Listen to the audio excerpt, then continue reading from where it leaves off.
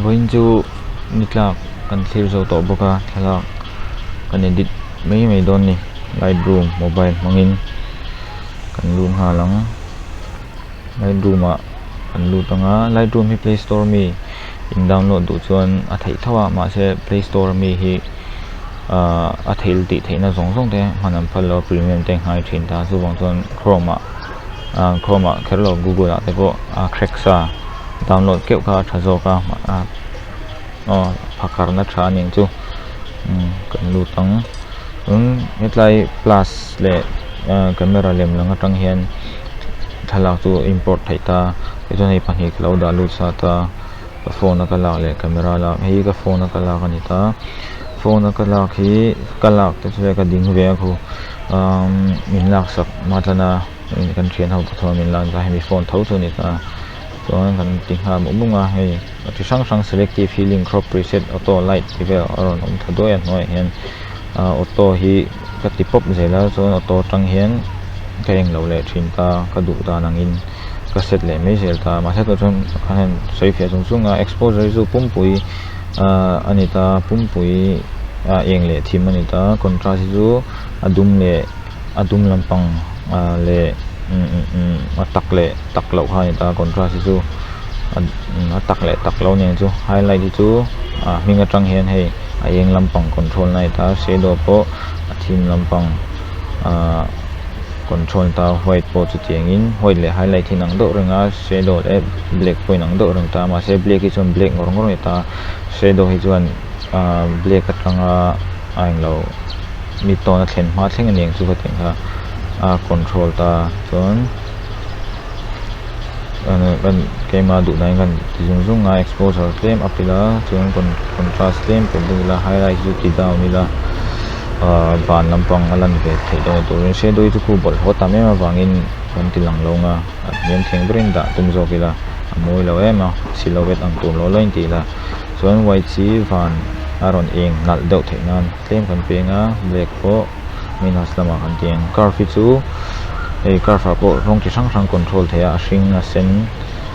po le ta ma se pumpui hi kan control anga pum he lampang hnuai lampang hian shadow lampang a thim lampang control a chung lampang hian a var lampang a eng lampang control a ma se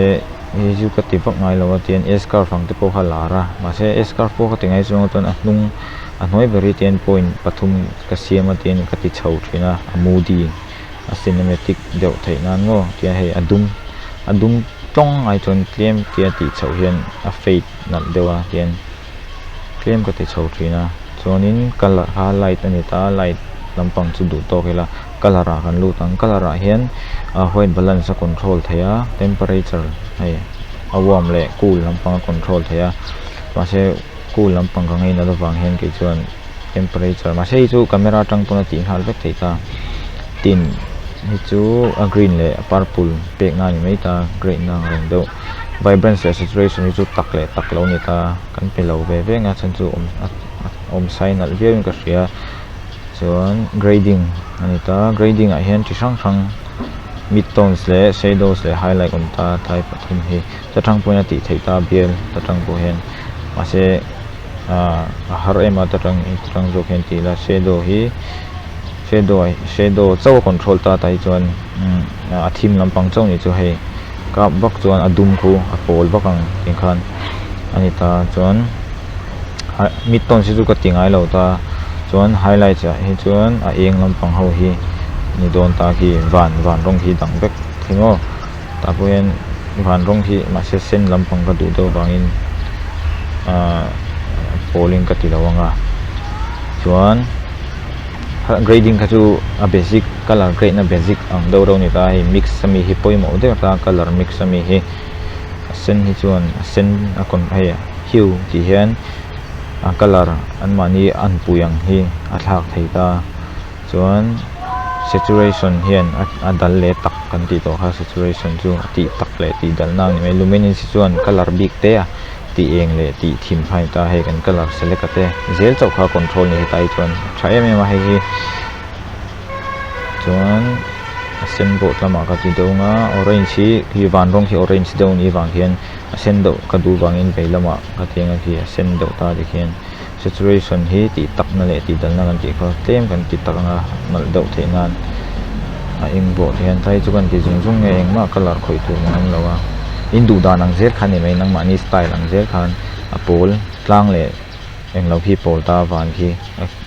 lampang lama hen ka ti do nga kai chon minas lampang a hen chan chu til do lekin al ka ti zo ka te pol deuh pop ai chon tlem til do lek chuan an du to nga effect a kan lu tang effect hi chu texture hei outline an outline ku a sharp em ku sharp le sharp lo na ang ni mai ta sharpening po om sang tho ta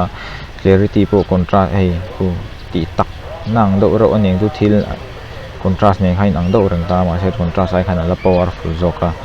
chuan di hei si chu hei ama in auto a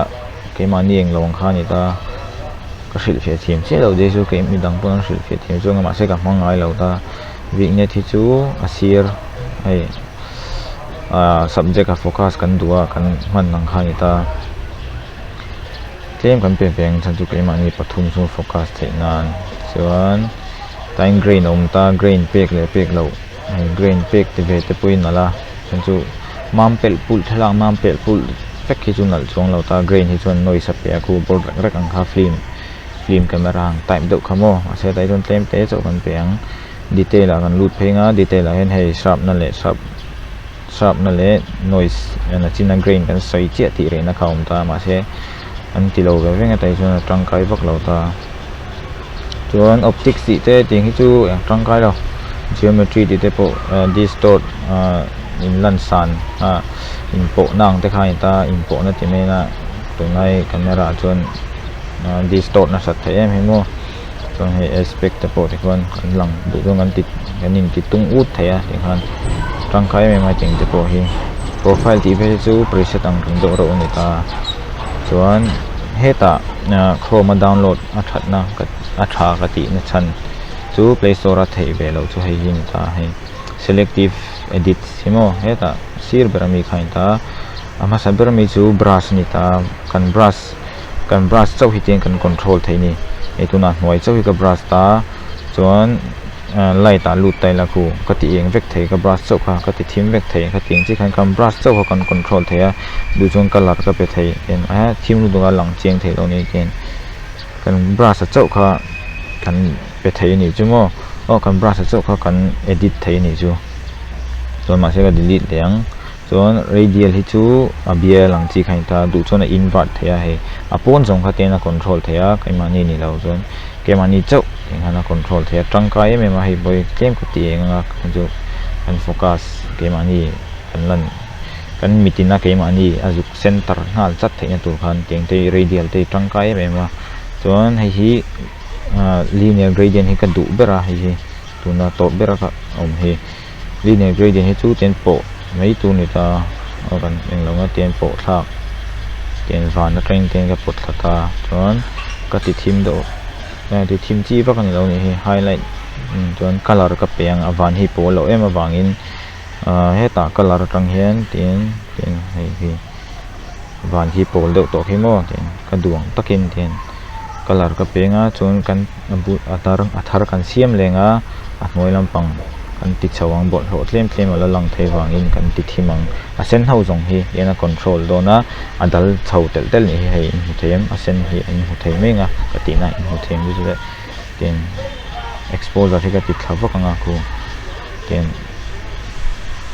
bol ho dekha lang to lo ta a gmm ni before after ten hei selective tool hi atangkai lutuk tangkai takan chuan hei phone kan lak ani ta phone kan lak te an lo nal ve deuh thei nan chuan tin lightroom te kan hmang ve zeuh thin ta ni tangkai ta chuan e lightroom that le na pakhat kan ti lenga chu hei hi camera la kala kan ta raw file ani ta raw file khoi nan po hian a tha ni kan crop thopunga Instagram size in da lokila 4x5 Instagram size ani ta chuan kan nang lawang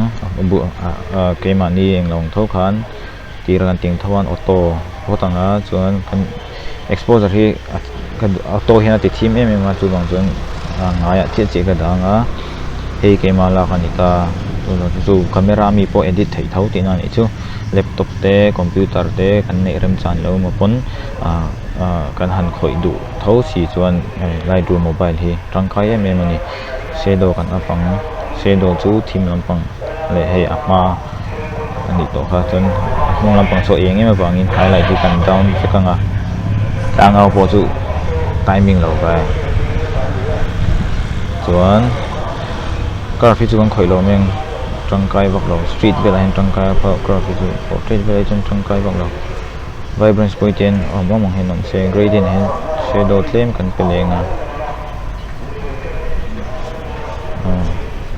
chuan orange missing vun rong ni ta ti thim ti hang ki avun rong ani ta orange chu orange sim hi chuan a sen hi moi rong te ni ta a eng po hi missing vun rong claim a kai thei boka khala a zerin ni ta nga chuan orange hen saturation rong missing rong ki tak em ma ni claim kan ki talanga chuan ama hi ti ngau du chuan luminance kan ve me ti ngau du ti han over ko pati ngau te kham moi le chuang le lawa chuan green lampang kan potanga aqua ti on vak lo chuan a pol a ke kor ku pol ani ta ma se tia til pek vak na chi pon ni chuang lo chuan a pol hi chuan khoi ri lo nga kina khoenga ti song khalo ni le ta se ta chuan selective kan hang tangkai leng tun hen he mit han en bo hen a chung lampang hi a enga moi lampang hi pon ta chuan dual tone ni kan ti to ni chuan he moi lampang a pol ron chuan lampang khu color alu dila ta color 36 saturation ikon ita chuan achung lampanga kalila temperature tang point hei a temperature tang point a pol le eng hi chu thei ta a eng lampanga kan tiang ten a mai hi khoi futa tuna hian a mai hi a effect tel ta a body te po chun chu khu sen tel veka bangin ma se hi hei heta hen a brush theya ten khu lu kan brush to kang an jacket te po chun chu a eng tel lo nan ngo gradient ting than brush a le radial a te po khana man vek the ni hi brush hi ngo kan du lo lai kan lo ti tel pal kha chuan ten a brush in a le mai the ni ten hi alu effect am me lo a hung chu la eng tho ting han a thre me ma hei ten a dual tone do rin ka tia noi lampang eng chung lampang chuan before and after kan na hei before after ngal zoi me ni mo color grade dan te ting ka tu nonga ni style khani to ta se gi zoi a basic ang do rin ka ron kita Lightroom mobile tang kaina ron phor chu ve patum ani ber mai chu chuan hi ni ta se ta hin preset ala siam thei zel ani tang kai le na create preset chuan preset name khain tenga in preset du na khan in da the in folder do han my preset ka tia preset group sang ka siam awangin de chuan rain ti mela preset name a chuan ti khan om ta chuan preset ai kalanga khami kha thalak dang ai man du chuan library a zo chuan my preset kan save na khamo chuan hei tutorial ti kha lom to ta tutorial hei chun ma ka siam zo chuan rain tuna kan siam khain ta hei comment na sei ti vel hei chu kai ma ti vel film te hei film aesthetic do ta keng te kha an no nal ka te ke ju camera roll man lai camera film camera how ang ati de kha teng de ka siam ma sai tai join e portrait rang ai join me ta lo film ta chuan ten thalak te pom min lo edit anti te pon ten bullet ranga chip chiar dewa khoi effect ngai kher lo khan ti hanga ti mei ta thalak khat zo hangkal tai la preset ta hian ten tuna raina kan man rain ti khain ta hei hi ni ta hei film te kha ti thei ta ti hian rangkai em ma hi preset sang khamo ten apply mai thei ta ni tuna raina ti thei lo chan hi chu profile man thei lo ni mai chuan hei street street photography lama kalau ti te dikhan film aesthetic da wati ho hai ngat ten ka siam beta ten thalak gar kaum pakhat zo ka post nan chuan hi preset tang ka na tang ao chuan ao rin tek tek na du tok de ti jong khani se ina hot pui nge